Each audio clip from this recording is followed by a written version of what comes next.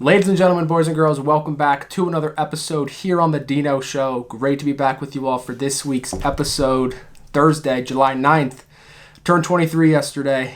Do I feel 23? No. Do I look like I'm 23? I have no idea. Still feel young, still feel ambitious, still feel like I'm ready to take on the world. We're building that. We're building towards that someday. Playing the long game, of course. Content's a long game. Podcasting, all this stuff is a long game. Have to be in it for the long game. Cannot be in it for the short game or else you'll go insane. But yeah, I like the even numbers better than the odd numbers when it comes to birthdays. Turning 22, 24, 26 versus 23, 25. Something about the odd numbers makes you feel older than you are. Maybe that's just a me thing. I don't know, but I feel older when someone says, or like when I say I'm 23 versus 24. I don't know. Probably just a me thing. But exciting show today. Got a lot of new messages on the Instagram. Some good topics, some hot topics, some life advice, some sports, just some fun debates. So excited to be back. Excited you guys are liking those. And I want to keep more of that going to get you guys more involved in it. So it's not just me coming up with ideas. Good way to connect with you guys to get you to, look forward to the episode. So, yeah, we're definitely going to be doing a lot more of those, so stay out on the lookout for those, and don't be shy. I don't care if I've never talked to you before, I haven't talked to you in 5 years. I do not care. Anything is welcome. DMs are always open. Shoot me a DM. It doesn't matter, man. We're all in this life together. No, you're no strangers, so just fire away. Everything is welcome. But our first topic of the day, we got UFC 329 this weekend. It's a big one. We got McGregor versus Max Holloway. This is McGregor's first fight in 1,825 days. That's nearly 5 years ago since the last time he fought in the octagon. Them two faced off in 2013 where McGregor won a unanimous decision. So that was been 13 years ago they met. McGregor won, unanimous decision. Now they're fighting 13 years later where McGregor also hasn't fought in 5 years. So pretty amazing story with McGregor that he's at least coming back into the octagon considering, UFC is one of those fights that it's so taxing on your body. You're practically fighting till you're not death, but pretty close to your death. Going from not actually fighting to get back in the ring. Obviously he's one of the best of all time, and he definitely, still kind of has it.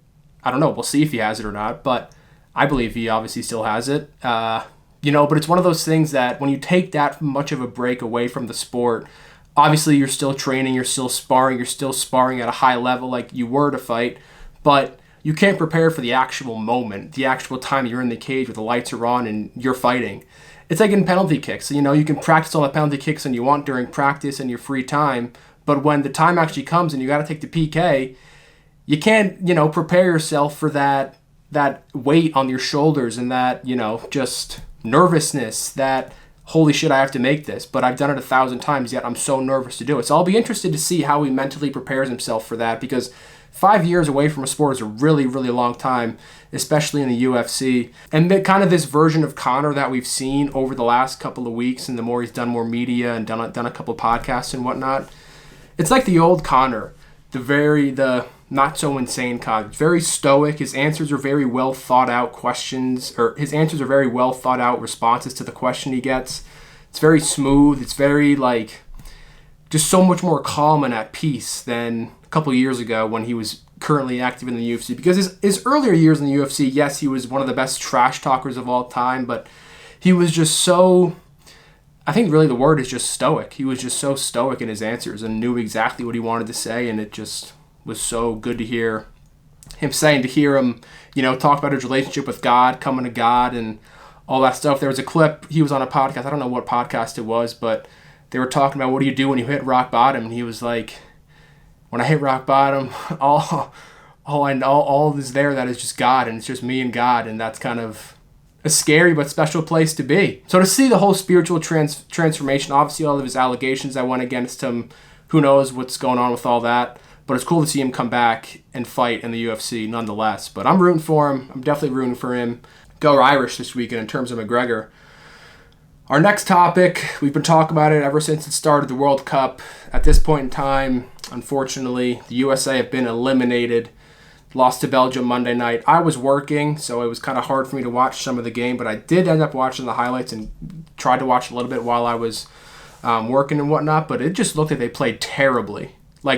Even of the glimpses I've caught of the game when I was at work, it just seems like they were being outplayed. The possession was always just in Belgium's hand. They were getting more scoring opportunities. Like, there was nothing really the USA was generating offensively that made them kind of look like they had a chance. You know, Belgium went up 1-0. US then fired back, and like everyone, the whole bar went nuts. It was very exciting. All right, we're actually in this. And then 2 minutes later, Belgium scores again.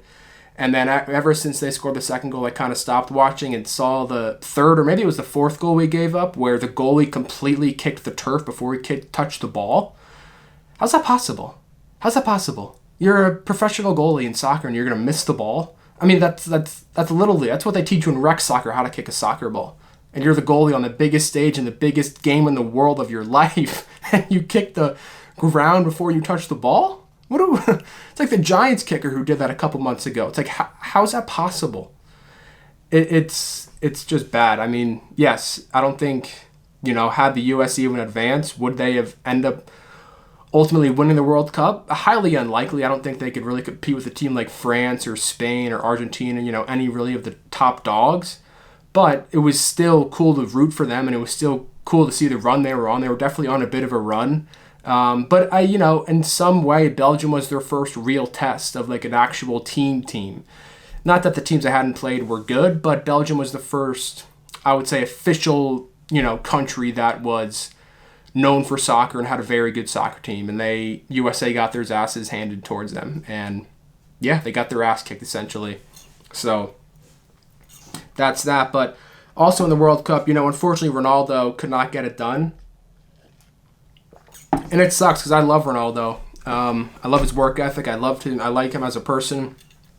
Obviously, one of the greatest soccer players to ever play the game. Him and Messi are neck and neck. Definitely sad to see him not win a World Cup in his career. Obviously, will go down as one of the best of all time. But I think, if he could have some time back, I bet he'd want the World Cup to be one trophy he did win. However, in the post game, he did mention when he won the Euro, I forget what year Portugal won the Euros, that the Euros and the World Cup for him are pretty much neck and neck. So good for him, at least, to look at it that way. It's a glass half full mentality.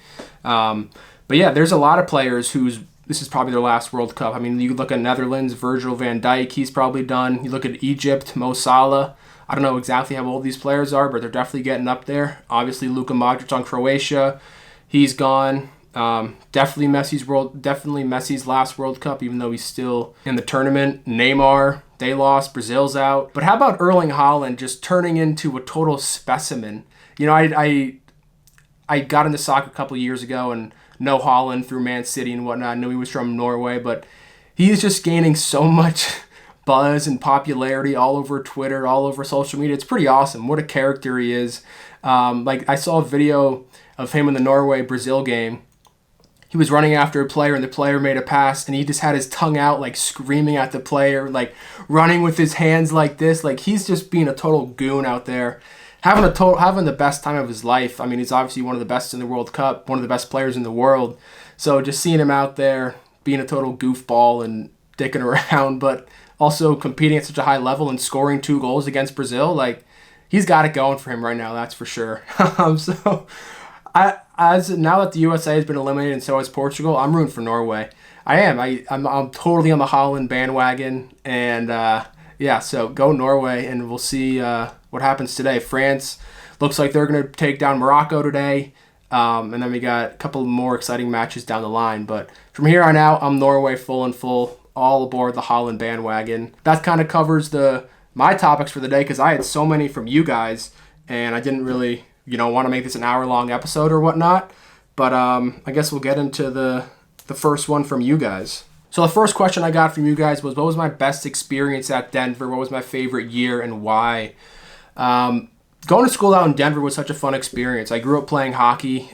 We are a skiing family and try to ski as much in the winters. But when you play hockey as a young kid, all your breaks are taken up with hockey and you can't really go skiing, or it's kind of hard to find a weekend to go skiing. So that was one of the main reasons why I went out to Colorado, to Denver, was because I loved the skiing. And I'd also never really been out west besides Knowles, where I went in Wyoming, but I never really skied in Wyoming because that was in the summer. And I just wanted to go somewhere far away. It's only 4 years of your life, especially when you're so young, and living in the bubble that I live in around here, I wanted to go experience another part of the world and live totally across the country. And I look back on it, it was one of the best experiences of my life. I loved college. I loved my friends. What was my favorite year? I would say the years that we won the national championship. My freshman year, we won the hockey national championship, which was totally, totally amazing. I mean, that was one of the coolest experiences of my life. Having like the SWAT team come to campus, having these riot cars and big barricaded police cars and stuff. Like, it was crazy. Burning stuff in the streets.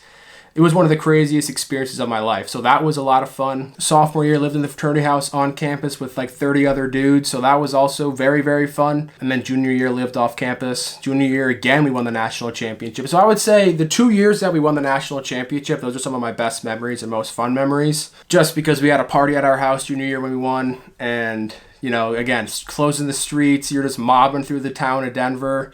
Just very, very exciting. And so that was a lot of fun. And then the skiing. I really went there to ski. There was no better feeling than waking up with, 5 of your buddies on a Saturday morning and 5 in the morning to go chase some fresh snow at Copper or A Basin or wherever you're really going.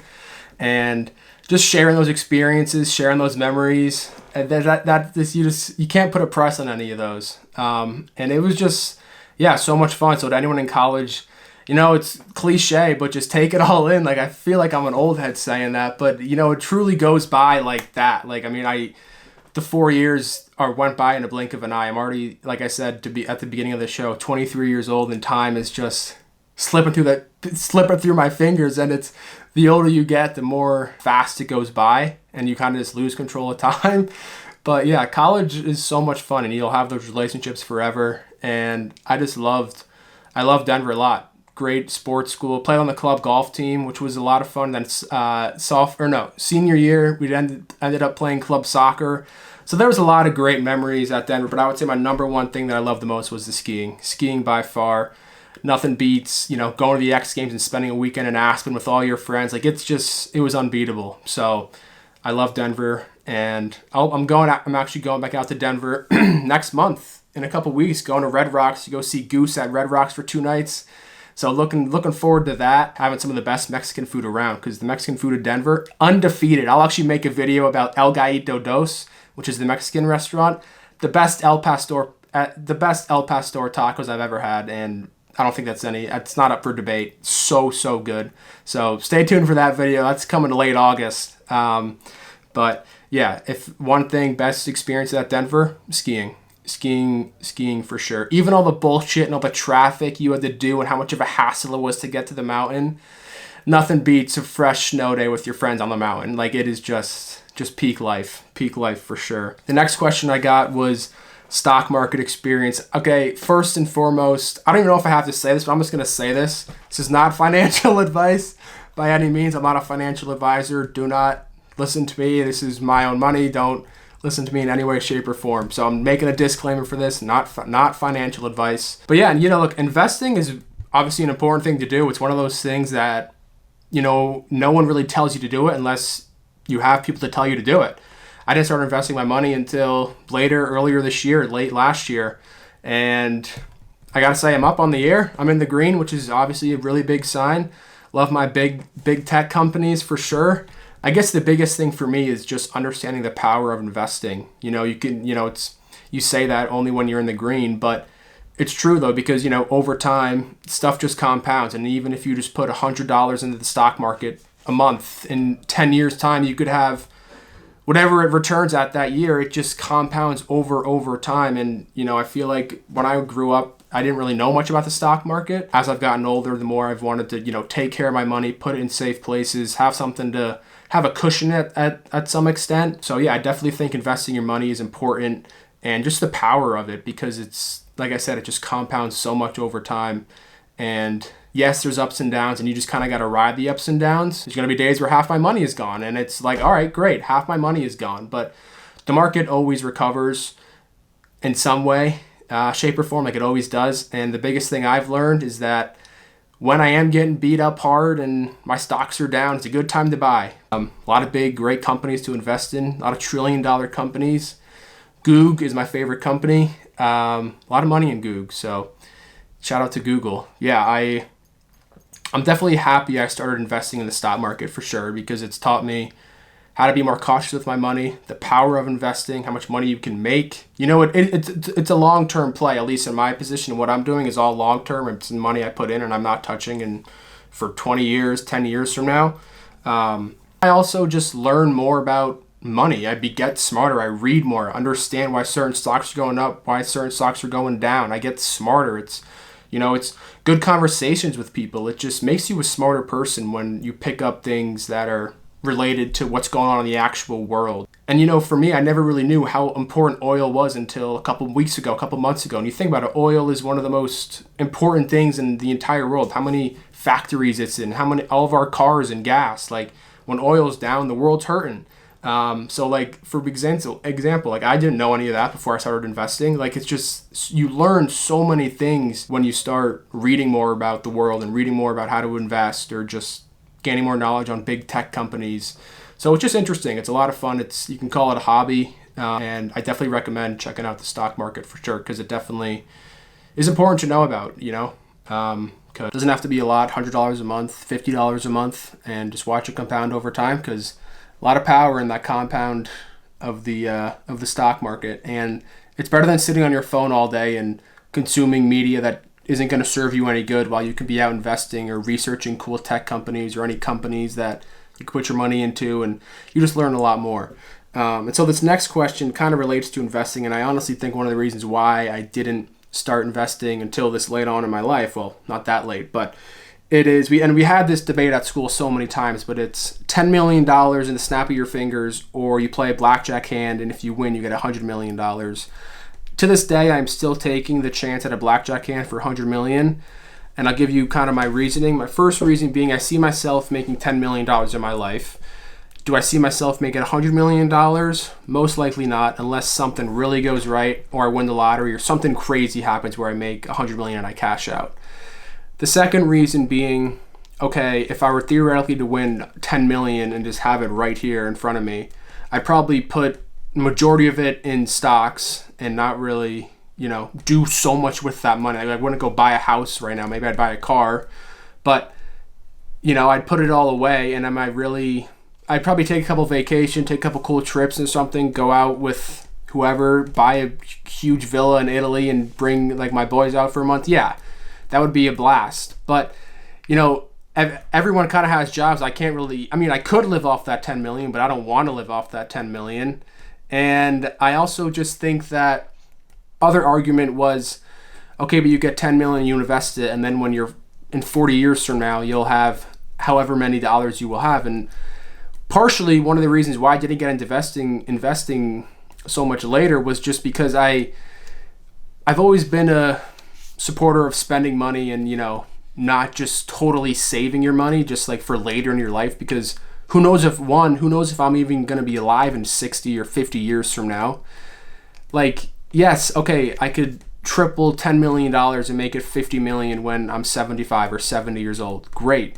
I'm 75 years old. I can't do half of the things I can do at this age that I can when I'm 75 years old. Of course, it's going to, set up my kids and their kids and whatnot, so on and so forth.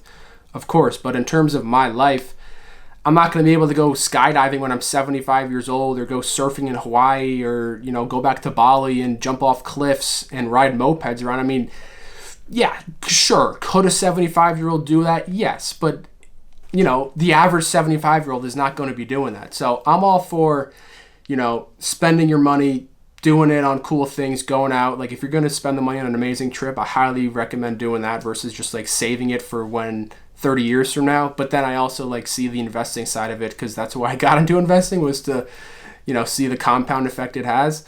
So I see both sides, but with investing, I think don't put like entirely all your money into it. Definitely have money where you can do cool things and experiences. So yeah, $100 million at the blackjack hand all day. I think there's just no downside to that. And there's no downside to taking 10 million either, but I think, or a chance at 100 million now versus 10 million now, I'm going with the 100 million all day.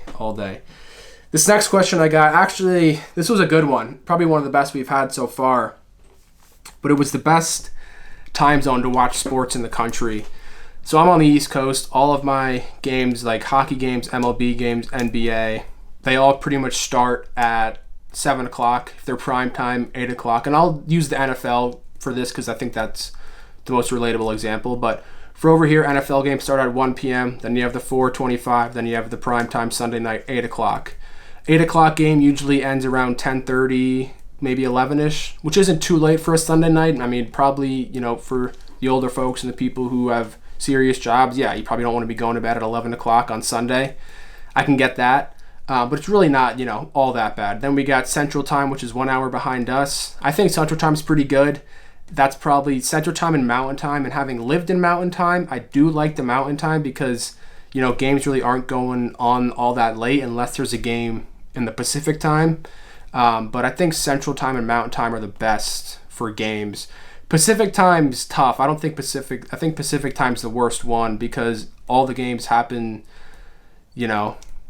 kind of relatively on the earlier side, at least over there. Over here, it's really late. Like when the Mets go out to LA or go out to San Diego, their games are at 10 p.m. So it sucks to be a fan of an East Coast team when they're on the West Coast and, vice versa and whatnot. But I think, the best way to explain this is through NFL, and I think Central Time is the best. You get 12 o'clock starts, then you get 3 o'clock, and then you get 7 o'clock for prime time. And 7 o'clock's a perfect prime time game done at 10 o'clock at the latest, 10:30 at the latest. Yeah, that's a hot spot, I think. And for when the games first start in NFL, like in Colorado, it was 11 a.m. and 11 and 12, that's a big hour. You may not realize it, but that's a big hour. I'm a morning person, so it doesn't really entirely affect me, but just something about games starting at 11 versus 12, that's a big hour. It's a big hour. It's a big hour to prep food, go pick up food, and so I think Central Time takes the best sports times in the country for sure. But I will say, if the games are international, like if there's the Ryder Cup going on in the Olympics or in Europe or something, I think East Coast, because that's the closest you'll get in the country or in the U.S. to Europe. I think East Coast is the best. It's the best time for that because, like, for the gold medal hockey game that was happening this winter in the East Coast, I think it was a 8 a.m. start, and then on the, if you're in Cali watching that, it's a 5 a.m. wake up, which of course you're going to wake up for that game, so you don't really care because it's USA Canada and the Olympic gold medal game. You're doing it regardless. So I guess that's the one big bonus for the East Coast is if games are international, particularly in Europe, you're the closest to the start time, I guess you could say.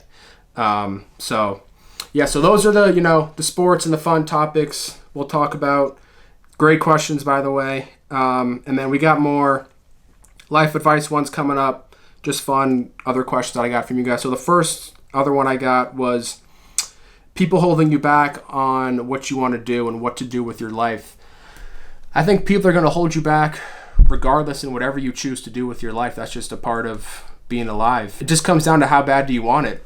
Is it worth it to keep on going out that Friday night when you should be doing something else with your life? I'm not saying you need to stop going out at all or stop hanging out with these people, but when someone criticizes you, it's like, oh, not coming out again on Friday night. Got that? You got to go to the gym in the morning again or do your podcasting again. It's like, yeah, I do because I have, goals for my life and I have dreams and visions I want to achieve in my life, and you should say that proudly to those people because in reality, they might give you shit for it or they might make fun of you that you're not coming out or, you're taking your life too serious, but, it's your life, dude. It's up to you. Like, don't settle for what someone else thinks you should be doing versus what you actually want to be doing. That's the same thing for me in this is like, of course, you're going to have to sacrifice certain things and not wanting to do it when all your friends are out having fun and you're at home grinding away on your startup or whatever it is you want a clothing brand, whatever it is you want to do with your life. And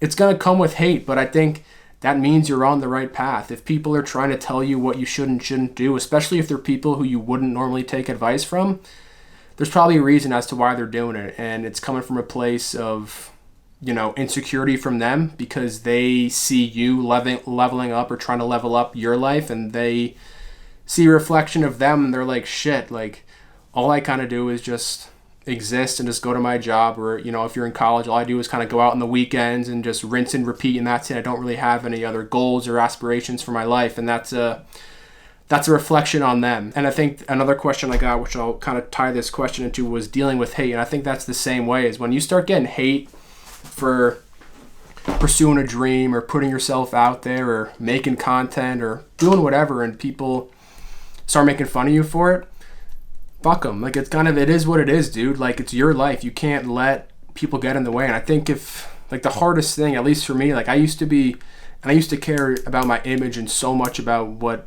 how I would be perceived to people, or what would I look like to the average Joe, and will I be made fun of, and used to care and give it so much attention to what other people would think about me. But the more I've done this, the more I've put myself out there, the more I've realized, like, first of all, no one's really thinking of your life as much as you think they are. They have their own lives to worry about. Nothing really matters. Like, we're all gonna die one day. Like, I know it's hard to kind of comprehend that, especially at a young age, but it's true. We're gonna die.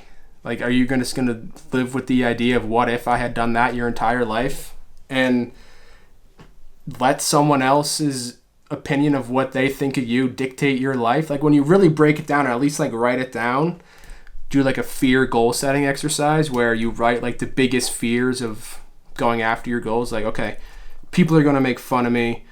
I'm gonna have to lose some friends along the way, or any of that stuff. You start to realize like how pity it is and how much your ego is getting in the way of you trying to achieve great things. And once you break through that barrier of no fear and just, I'm doing this for me and this is what I believe in, it's pretty powerful. And I'll tell you from firsthand experiences, like the first time I ever did the Deano Show, my first episode I released, and picked up my phone and opened my Instagram app, was like, hey, I'm starting a new podcast called the Deano Show. Like, yeah, I was nervous. Of course I was nervous. I had all these, I'm just completely exposing myself to the world and expressing my opinions and my hot takes on anything, and it's up for total criticism at all times. But I truly believe in this, and I don't think you should take criticism all that serious. I think all you could really do is just win. And if you're getting criticized for something like posting content or any of that stuff, then do more of it.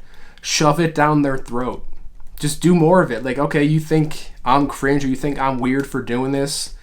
Great. You choose to live your life in a way that I don't want to live your life. Like, you have insecurities, and I don't want to live with any insecurities. I don't want to live with any what if ideas in my head. And that's okay. It doesn't mean you're a bad person or something, but you just live your life in a way I would not prefer. I think it's that simple. Like, when you're dealing with hate, literally say to the person, okay, great. Like, you can have your opinion.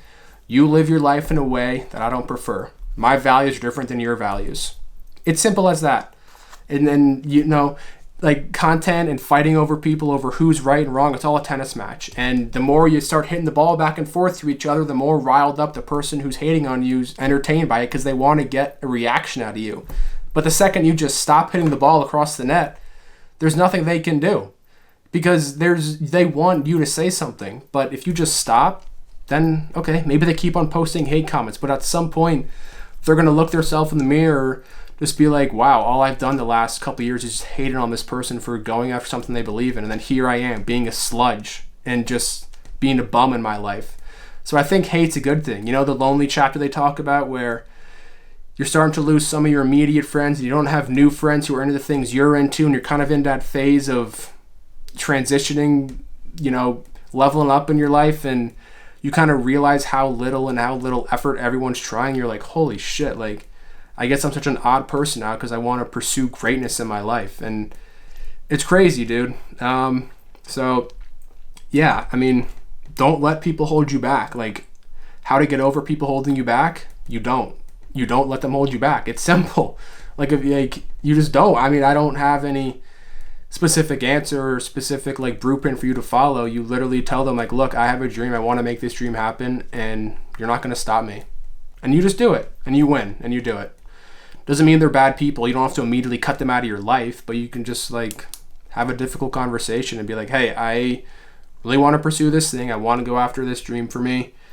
You may not see me as much anymore or something, but I'll always be in touch or whatever, but I really want to give this a go. And I'm sure the person who's receiving that message would honestly respect that from you. Like, I mean, you told that to me, like, that's major respect. And then with hate, no one better than you is ever going to hate on you. I think that's the best way to look at that. No one better than you is ever going to be hating on you.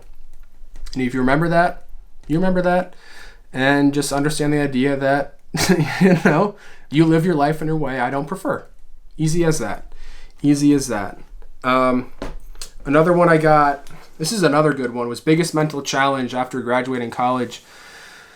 I guess dealt with intrusive thoughts before and like OCD and anxiety and that type of stuff, and being able to control my thoughts. And that was definitely a period in my life where I was pretty quite like confused. I was having these crazy, just dark thoughts about myself and my life, and that was a pretty big mental challenge for sure. So yeah, I guess that would be my biggest mental challenge since graduating college, was dealing with intrusive thoughts of that I don't want to be here, of just thoughts of incredibly dark thoughts, is what I'll say with that. And, we've got over that hump, and life's ripping, baby. Life's ripping. So another one was, do you have a plan for your life in terms of timeline, or just attack each day for goals? I think every single person, especially young people, should be aiming at something. You want to have a destination you want to arrive at in 5 years, in 10 years from now.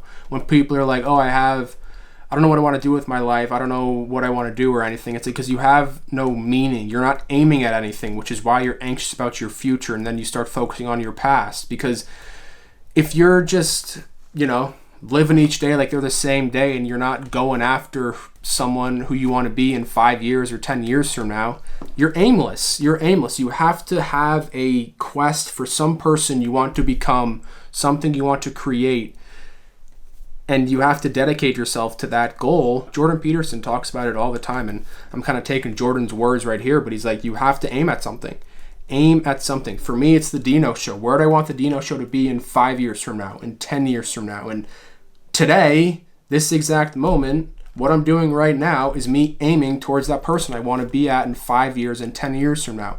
And a good way to know if you're on a good path for yourself, or maybe a path you're like, holy shit, I need to change, is think of your current life right now and think to yourself, okay, if I live this exact life, what I'm doing right now, for the next 5 years, am I going to be at a place I want to arrive at? Am I going to be at a place that I'm going to be happy with myself? Or are you going to look at yourself in the mirror and be like, holy shit, that is not where I want to be at in 5 years from now, so I need to start changing X, Y, and Z. And, you just got to do more stuff like that. And I think everything we sacrifice, everything is a sacrifice in the present moment. Like, you want a better body, okay, you're going to sacrifice going to the gym every day for the future.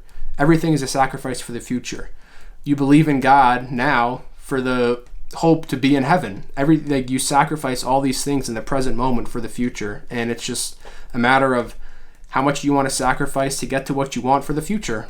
So yeah, I definitely, have the big time, the 5 years, the 10 years goals, the 6 month goals, the year goals, for sure, and daily goals for sure. But I think it all comes down to how you spend your days. How you spend your days is how you spend your life. And the more you sacrifice and the more things that you do on your day-to-day basis that are beneficiary to you in the future, the more happy you're going to be, man.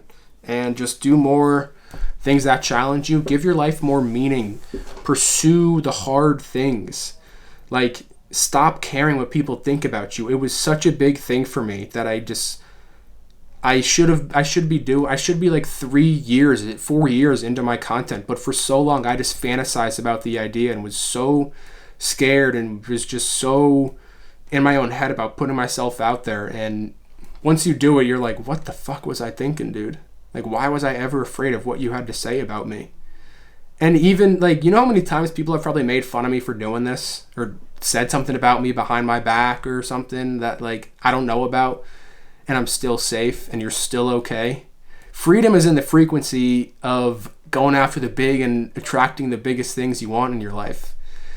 It just takes courage. I think courage, Alex Hormozi said this a couple weeks ago on a podcast with him and Chris Williamson. He said courage is the most important virtue you could have, because a life without courage is just kind of meaningless. Like, you're not challenging yourself. You're not putting yourself out there. Regardless if you want to make content or not, you should live a life with courage. Charlie Kirk even said it too on his final podcast. He was like, they asked him, was like, what do you want to be remembered for? And he said, courage for my faith. Courage to just go out there and make a fool of yourself. Maybe not make a fool of yourself, just go out there and go after the biggest thing that your heart can desire for yourself, and embarrass yourself along the way. Like, success and failure are on the same they're on the same road. It's just failure's an earlier exit. And if you just dedicate yourself to something, live a life with courage, be courageous, put yourself out there, challenge yourself, you're going to be satisfied with your life. At least that's how I am. And I still get nervous. Like whenever I post on my Instagram story, like, oh, Deano Show Q&A coming, a part of me is right before me is like, don't do this. This is embarrassing to do. People are going to laugh and judge at you. And it's a battle between myself. But then I realize it's like, okay, and you unfollow me? You think I'm weird and cringe? Great. I'll never see you again. Or you can laugh at me. Whatever, bro. It is what it is. Like, it's your life. It's your life, and live your life how you want to live your life. So, yeah, hopefully that's a good, I pretty much covered all the topics from you guys, and I feel like that was a good note that we could end this show on. And I'm really liking these questions I'm getting from you guys, so keep firing those away. And you know what I also really like is when I get a new subscriber. It's like the best day in the world for me when I see like even just one. So if you are not subscribed, please subscribe to my YouTube channel. It makes me really happy and feels good about myself. And also like the video or comment down below anything you want me to talk about, or shoot me an Instagram DM. Because I love doing this. I love doing this for you guys. I'm enjoying this. This is just like the beginning of the Deano Show. Who knows where this is going to be out in 10 years from now? I have no idea, man. But if you're watching this, go chase the big thing. Don't let anyone hold you back. It's your life.